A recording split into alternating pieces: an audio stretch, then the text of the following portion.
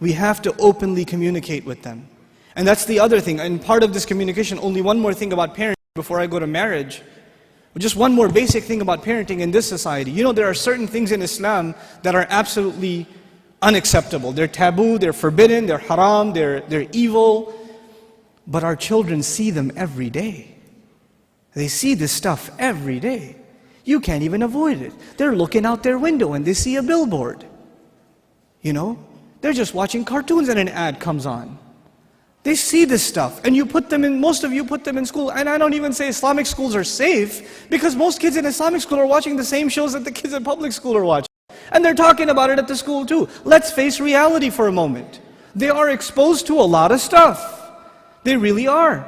So the first time your daughter comes home and starts talking about some Disney boy that they're pushing on in the media, or some girl that sings a lot of songs, and these are filthy role models, filthy.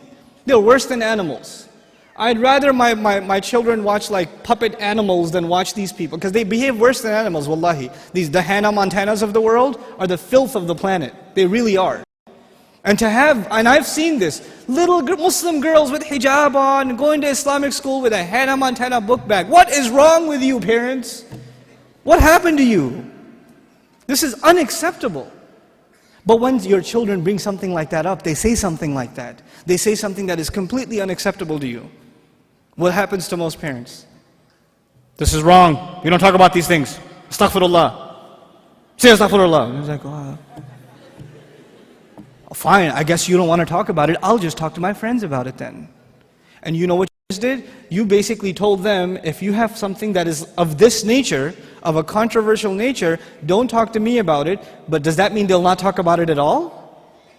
They will talk to someone, and who's it going to be? Their friends. Most of the time they're non-Muslim friends, from whom they will get non-Muslim kinds of advice. You close the doors to communication.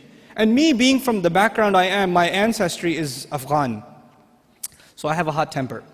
So my daughter came home one day, preschool. My daughter was in preschool, but we're very possessive of our daughters, you know.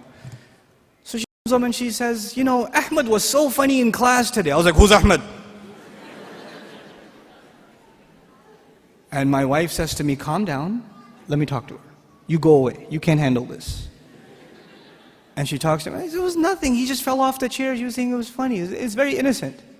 But if she hears, my dad really gets upset when he hears the name Ahmed or Sharif or whatever, so I better not bring it up. I better not tell my parents what happened at school. Then I've shut the doors of communication. I've made that mistake. And a lot of parents made that mistake, and they're paying the price now. And they're listening to this and they're shedding tears because they're remembering the mistakes they made. Subhanallah walhamdulillah wa la ilaha illallah. Subhanallah walhamdulillah wa la ilaha illallah. Subhanallah walhamdulillah wa la ilaha illallah.